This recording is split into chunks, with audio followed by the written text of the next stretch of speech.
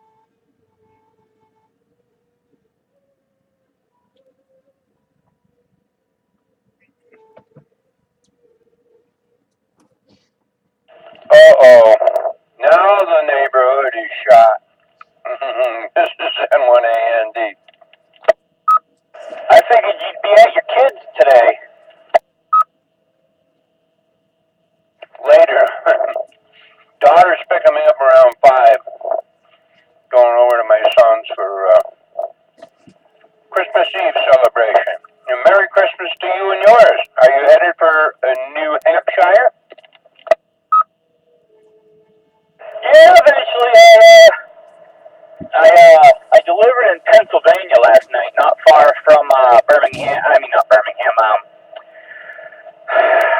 Wait a minute. What's the name of the town in New York?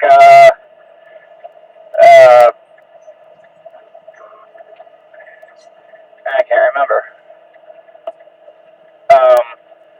Anyways, I delivered in Pennsylvania last night, and then knowing that not going to get any assignments that get me any closer to home, I'm just slowly making my way that way. But I decided to detour and head up to the old office area, visit people at the old job, and then I popped over to the mall to visit friends that work there and stuff. Now I'm just leaving the mall.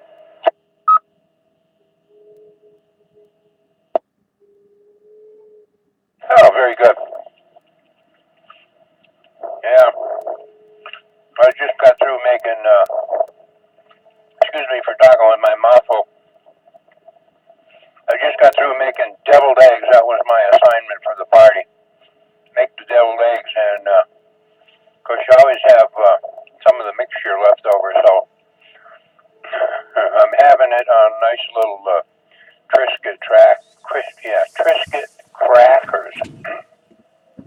So anyway, how's the new deal going? Good? Well, I like the job. I don't make the money I used to, but I also don't have the headaches. And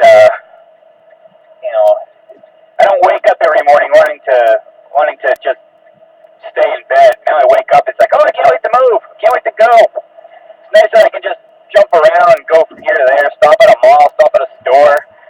I don't have to look for truck parking. It's nice. I get the same rate of pay basically, but I just don't get the same miles. When I was up here, it's like all loads, empty and loaded, were all one price. But here, it's like loaded is empties are a low price and loaded are a higher price. So the money's not really coming in. K1FFK. Yeah, I understand that. Freight is kind of a tough business. When I had my truck, of course, I was into pulling a low bed, moving construction equipment, stuff like that. In fact, I just saw my old boss's truck go by up on Main Street. His trucks are all dark blue. It says C.R. Levesque on them. I don't know if you've seen any of them around, but he's got quite a few of them now. But he's got one. His mother has cancer, and she thought she beat it a while back, but it's returned, I guess. Anyway, he has a Peterbilt that he bought that he did all over, and he painted it the brightest pink you have ever seen in your life, and it's in honor of her. I guess that's the cancer thing, pink. Anyway, I just happened to see that going by. One thing, when I had my truck and I was pulling those loads and everything, it's high paying.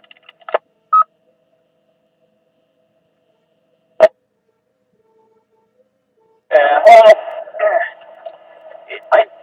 I got one of my saving graces in the pocket, at least. It's kind of a headache to do, but I go up to Canada often, and I get extra money for going up there. But sometimes I get up there, and then there's nothing up there, so then I gotta spend my own cash to get back, which I pay for my fuel anyways. It's just that when I'm loaded, I get a fuel surcharge. When I'm not, it's just completely out of my pocket. So if I'm over in the Toronto area, it's not bad, but other parts of Canada, it's like I get up there and I'm stranded. Yeah, I hear that. I used to go to Canada a lot, and I was surprised here not long ago, a while ago now, but they said now you got to have a passport to go to Canada. We used to go to Canada, and you didn't need a passport. You didn't need a passport to go to Mexico, but I guess you do now, anywhere you go outside of the country. But I used to run up through Canada and then take a ferry boat over to Newfoundland, and I picked up a lot of machinery in Newfoundland and brought it back here. That was kind of a good little run. Anyhow, yeah, the is funny. You get a job that pays all kinds of money. You can't believe it, and then the next thing you know, you're deadheading for a long ways to get the next one. So that's how it is. Did you rig yourself up some sort of a sleeping arrangement in the van? Yeah, in this van I actually have a bed that I built myself. I posted pictures of it being built on my Facebook a couple months ago. Now I went to Lowe's and got some wood. I actually learned that a 2x4 is not 2x4. I didn't know that because when I was designing it and I was making the measurements, I was measuring a 2x4 as though it was 2x4. And then I get it and it wasn't fitting together quite right. And I realized that, oh, a 2x4 is only like 1.5 by 3. Oh yeah, it starts out as a 2x4 before they mill it. Yeah, 1 5/8, I think, by 3 5/8. Anyway, yeah, I did see some of those pictures that you put on Facebook. I didn't quite, I didn't quite get whether you were putting it crossways or down one side or what you were doing there. I suppose you would probably put it down one side for the length and then maybe have it fold up against the wall. Did you do something like that? Nope, it's a permanent standing structure with storage underneath, and it's up. It's widthwise, so my feet go against the side door, and my head's up against the driver's side wall, basically. Crap! I need to be in that lane. Did I just swear? I don't even know if I just swore or not. If I did, I apologize. I forgot. It's been a while since I've been here. I'm leaving a mall up here in Wilton, New York, and I'm forgetting which lanes I need to be in to get back onto the highway. So no, my feet are against the passenger side, and my head's against the driver's side, and it's right up against the back of the seat. And I have space underneath for storage, and as long as I have 8 feet of floor space, the rest of it's mine, because I gotta give the customer 8 feet. So it's a permanent structure. Oh, okay. Yeah, I don't know where you are. My son is in the roofing trade, and he said he had to go up to a bid on, look at a job, measure it up, and submit a bid on some pretty big job, I guess, up in Clifton Park. I think that's up the north way there somewhere where you go. Yeah, it's about 15 miles south from where I am now. I'll be passing through it shortly. Well, when I get on the highway, yeah. So Clifton Park is halfway up to Saratoga. So you go from Albany, it's like 15 miles to Clifton, and then another 15 to Saratoga. That's 30, right? 15, 10, 20, yeah, 30.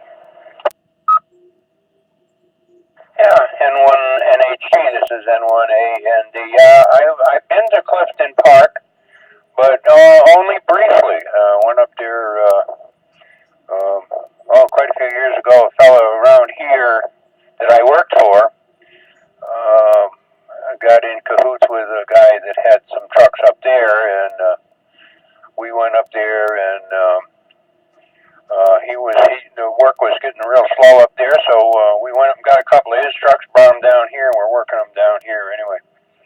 I remember having a Freightliner tri-axle dump truck that was probably better than anything that the guy I was working for owned, and I was lucky enough to drive that for a while. Anyway, it was a nice truck. Clifton Park, we were in and out, didn't stay there too long. Seemed like a nice little town. Well, there's a rest area in Clifton Park, and I've spent many nights there. Yeah, okay. What are you gonna do? You gotta come all the way down and grab the pike and head east on the pike to go home? Yeah, I took 9 across one time, and I regretted it ever since. It just took way too long. So yeah, I'm just gonna take the pike. What time are you leaving home? What time are you leaving today? Yeah, well, the last word I heard was around 5. 4:30 or 5, but I kind of figured, knowing my daughter, it'd be on the high side, around 5 o'clock. But yeah, you could go across 2 or 9, but yeah, it's going to take a long time now. You're better off on the Pike. And I don't know how bad traffic is now. Probably most of the people that were going to move around are gone to where they were going. I don't know. Maybe not. You probably know better even where you are now if there's a lot of traffic. But very high traffic week, holiday season, they said. Yeah, I can check traffic patterns on my phone, which I'm attempting to do now. If so I was gonna stop by and see Ted, but I texted him, and he's actually eastbound on the Mass Pike right now. He's east side of he's already on the east side of 84, so he's not within radio range. I was gonna stop by and see him. He's heading to South Boston to visit family today and spend the night, and then tomorrow he's gonna head up to closer to me, probably like 20 miles away from my house in Mass. I forget the name of the town off the top of my head, and he's gonna stay there. I think that's his wife's family, and he's going to stay there tomorrow. I'm trying to convince him to, at some point, just, take a half-hour ride up and see me. What was I saying? Oh, yeah, so if I pass your area, and I'll give you a call and see if you're still home, maybe I'll detour and come say Merry Christmas to you in Poison and show you my new rig. K1FFK. Yeah, what is the rig, by the way? I don't know if I asked you that before or not. I know you were talking about the Sprinter, but I don't know what you wound up with. Well, even a Sprinter, even though it is a brand name or a specific model of a vehicle, it's also a general representation of the style of van. So everyone looks at these and just calls them Sprinter vans. But this is a Dodge Ram. Actually, we're not supposed to say Dodge, apparently. This is a Ram ProMaster 3500. I found that out. You're not supposed to say Dodge Ram anymore because a Ram is separate. It is actually a separate entity from Dodge now, I guess. So this is a Ram ProMaster 3500. Yeah, can't keep up with them, right? The Dodge, they did call the Dodge a Sprinter when it was owned by Mercedes.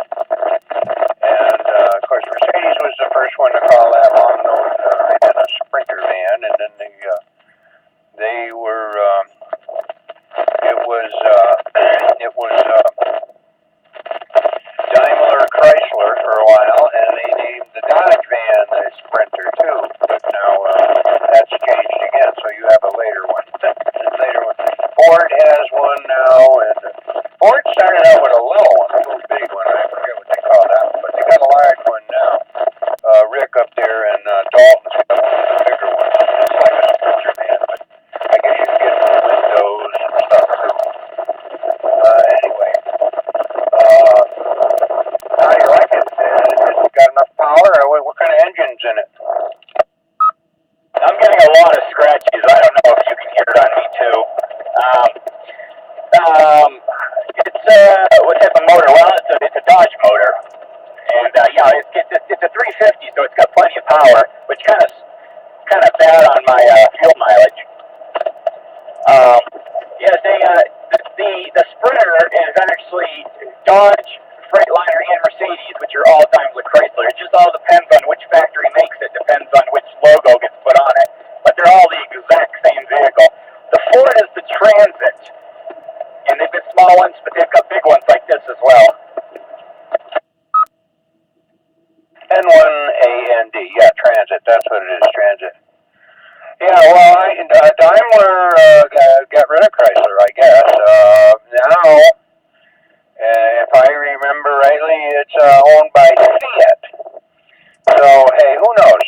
All these car companies are in bed with one another and swapping around, switching. And, Daimler had it for a few years, but I don't think they have anything to do with it now. They do own Freightliner trucks, and I was wondering what you had for an engine in it because if you had an older one, they put some of their little Mercedes diesels. Mercedes made a really really nice. As you know, in the like the Thermo King reefer units, they used to have a little 4-cylinder Mercedes diesel in it. The thing would run for like 100 years. I was just looking at the traffic. Traffic seems good from here to your place, at least. It does show there is an accident on the pike somewhere in your area. I didn't zoom in close enough to see where it was, but it shows there's an accident in your area. So it looks like my travel that way will be okay. Yeah, I'm really not sure what the size of this engine or anything. I just know I'm glad it's a 3500 because it makes it so much easier. Because I haul about 3,000 pounds or 3,500 pounds, and having a 3,500 engine really makes it much easier. Before this one, I had a Nissan, which is only like a 2,500, and that thing would struggle, and it's like the transmission would go like up, down, up, down, up, down, up, down. Couldn't figure out where it wanted. Couldn't figure out the sweet spot. This thing's like, oh, what? We have a heavy load? I didn't even notice. N1 NHT with N1 AND.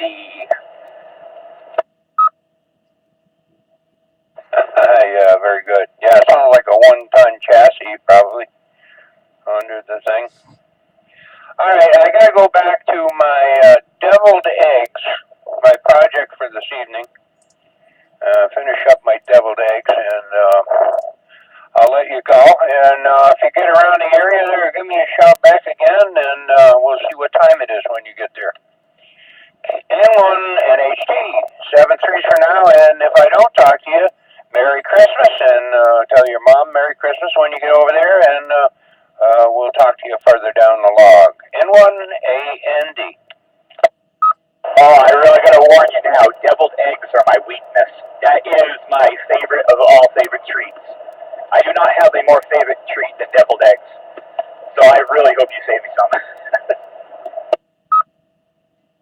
I got my orders.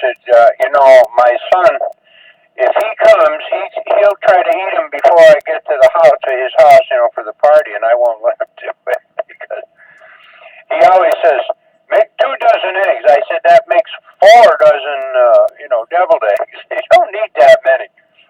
I usually make a dozen. I just made a dozen, so I got 2 dozen halves, deviled eggs. And I mix them up with mayonnaise and a little bit of mustard for some zing and some little garlic salt and then bacon bits. I mix them in there too, so yeah, they're pretty good. They don't usually last too long. Anyway, see you later, Jason. Have a good one. N1AND. Alright, so if you don't have to respond, I'll final on this. When I make mine, you can't have deviled eggs without mixing in deviled ham. Deviled ham is what really makes it. I add sriracha seasoning, horseradish mustard, mayonnaise. I already said sriracha. Instead of paprika, I put sriracha on it. On the top. So that's how I make it. Oh my gosh, I'm drooling now. All right, 7 days. Now I gotta go faster to get there. Bye bye. N1 NHT.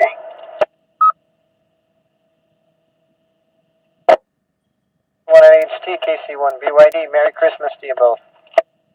Ho ho ho! Merry Christmas to you too.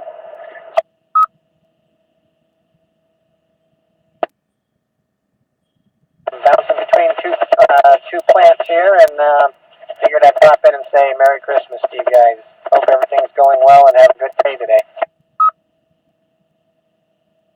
Okay, I hope you get all your shopping done. I'm still nitpicking here and there.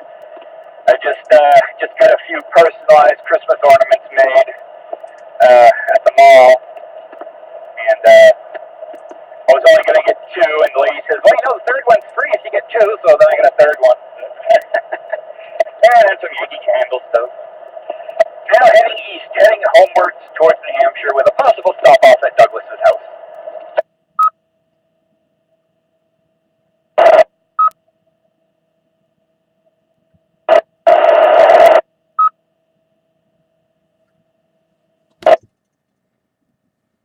You didn't make that. So Merry Christmas, 7th graders, and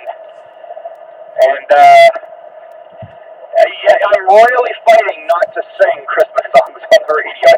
I keep almost doing it. I was gonna say I was going to sing "Have Yourself a Merry Little Christmas." I keep fighting myself. And won any